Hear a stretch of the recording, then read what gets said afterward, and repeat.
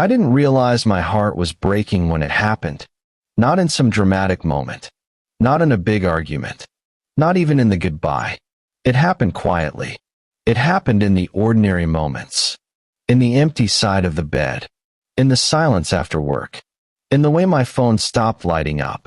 In the way I reached for someone who wasn't there anymore. And what hurt the most wasn't losing them.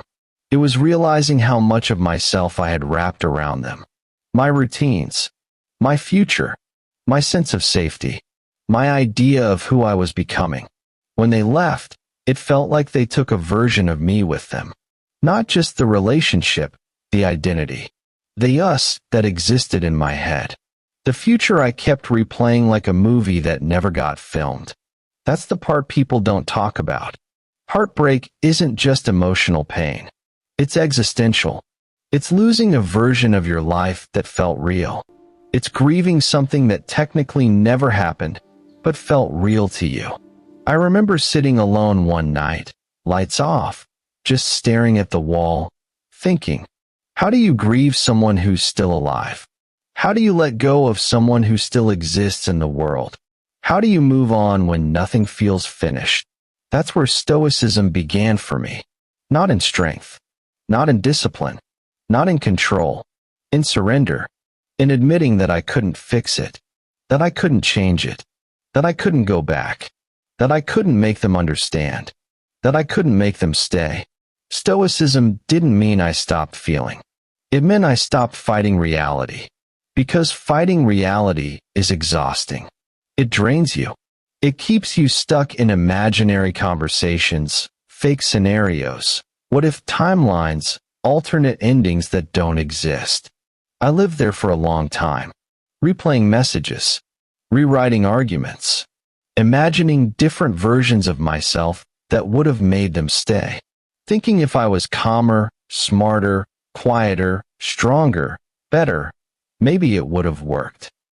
And then one day, I realized something that hurt more than the breakup itself.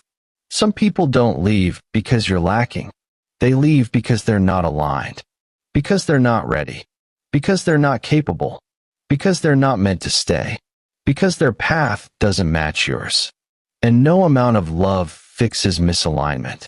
That's a hard truth to swallow when you still care. Stoicism taught me to separate what I feel from what I can control.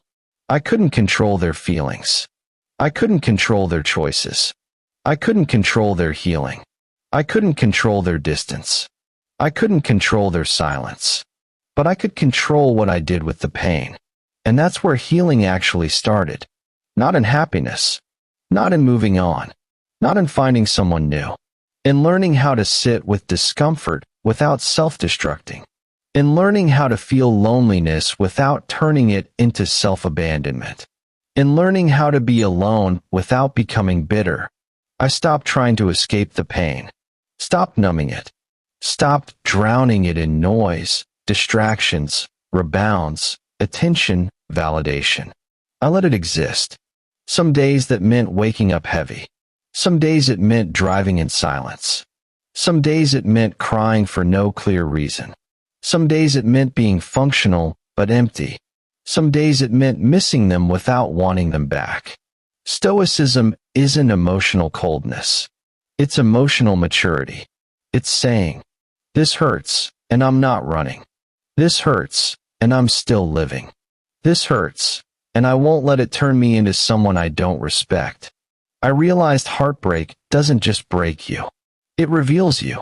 It shows you your attachment patterns, your fears, your coping mechanisms, your emotional dependencies, your need for validation, your fear of being alone, your identity wounds.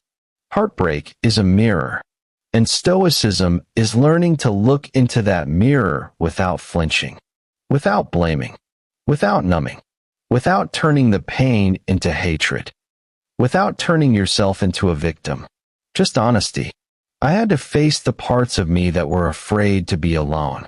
The parts that confused love with attachment. The parts that tied my worth to someone choosing me. The parts that felt incomplete without a relationship. That was uncomfortable. That was humbling. That was painful. but it was real. Stoic healing isn't fast. It's slow, quiet, unimpressive, invisible. It's waking up and choosing stability over chaos, choosing peace over obsession, choosing growth over revenge, choosing self-respect over chasing, choosing acceptance over fantasy. You still miss them. You just don't betray yourself because of it. You still think about them. You just don't let those thoughts control your behavior. You still feel the loss. You just don't let it define your future. You learn that healing isn't forgetting someone. It's learning how to live fully even with the memory of them. It's learning that love doesn't have to turn into attachment. That care doesn't have to turn into suffering. That loss doesn't have to turn into identity. Slowly, your nervous system calms down. Your mind stops racing. Your emotions stop spiking. Your reactions soften. Your inner world stabilizes. Not because you stopped caring, but because you stopped clinging. You stop asking, why wasn't I enough? And start asking, why did I abandon myself for someone else?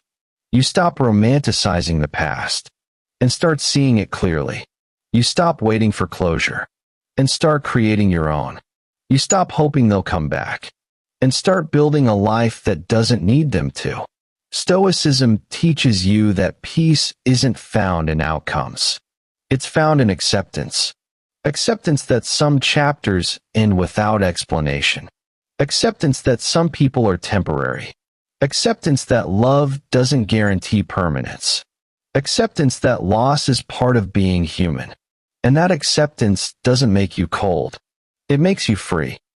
One day you wake up and you realize the pain isn't gone.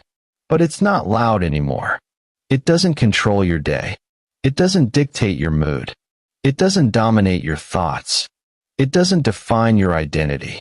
It becomes part of your story, not your whole story. And you understand something deeply. You didn't lose yourself in the heartbreak. You found yourself in the silence after it. You learned how to sit alone, how to self-regulate, how to emotionally stand on your own, how to be stable without external validation, how to feel deeply without collapsing. That's Stoic healing. Not becoming numb, not becoming detached, not becoming closed off, but becoming grounded. Becoming someone who can love without losing themselves, who can attach without clinging, who can feel pain without becoming it, who can lose without breaking. Because real strength isn't in being unbreakable. It's in being breakable and still rebuilding. It's in choosing peace when chaos feels familiar. It's in choosing growth when bitterness feels easier. It's in choosing solitude when distraction feels tempting. It's in choosing self-respect when attachment feels comforting. Heartbreak didn't ruin you. It refined you. It stripped away illusions. It exposed emotional dependencies. It forced self-awareness. It created depth. It created discernment. It created boundaries. It created clarity. And one day, when love finds you again, it won't feel like losing yourself to someone else. It will feel like adding someone to a life you already built. Because now you know how to stand on your own. And that changes everything. Final line. Sometimes heartbreak doesn't come to destroy you. It comes to teach you how to live without needing someone else to feel whole.